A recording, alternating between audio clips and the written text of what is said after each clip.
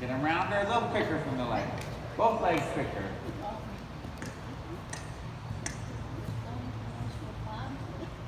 You want canter there or trot? Yeah, just posting, yeah. Rounder. Little forward. There, he's a little bit behind the leg. So you have to come with the leg, then he pushes properly through the body. A little bit with the leg. There you go. Good. Then the canter on your turns. Good, and forward. Good. Not running too much. Try once more. No, stop. Yeah. Yeah, go ahead again. Then have like, when he decides that, have a little more urgency to get back to a place where you're cantering again, and then just go kind of quick through that spot. Yeah, good. Good, round. Good, and back to trot. On your 8. Good, and forward. Once more. More. Yeah, or back to canter once more. Trotting, round. Round. Yeah. Yeah, there, good. Forward from the legs. Good, and then the canter again. Good, and forward. Good, and back to trot with your verbal cue.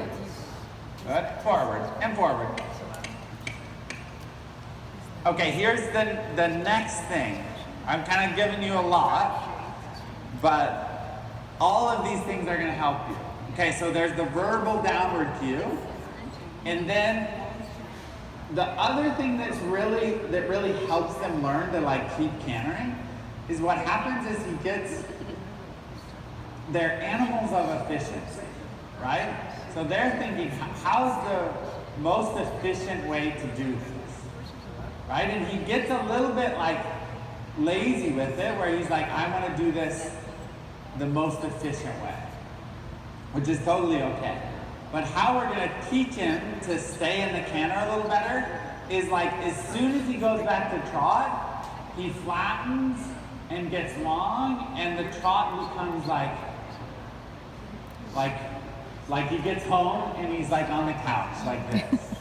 You know, so what you have to do is like, he's good in the canter, and then when he goes back to trot, even if you're making that decision to ride that transition, don't let him just go back to trot and then like get long and relax. When he goes back to trot, he still has to stay round.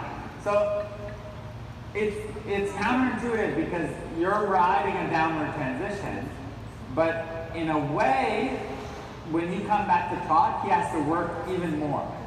Yeah. Right? He has to be more active from the hind leg and stay together.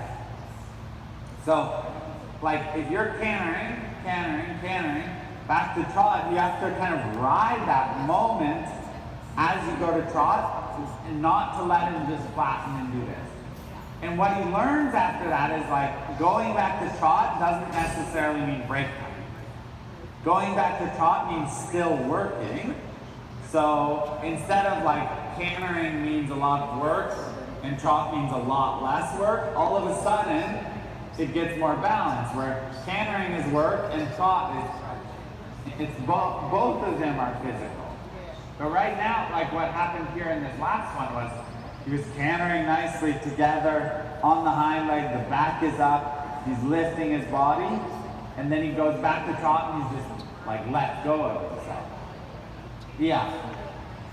So if you get more balance there, that the trot is work and the canter is work, then there's not so much preference on his where he's saying, the canter's a ton of work, if I can just break to trot, then I get break. You know?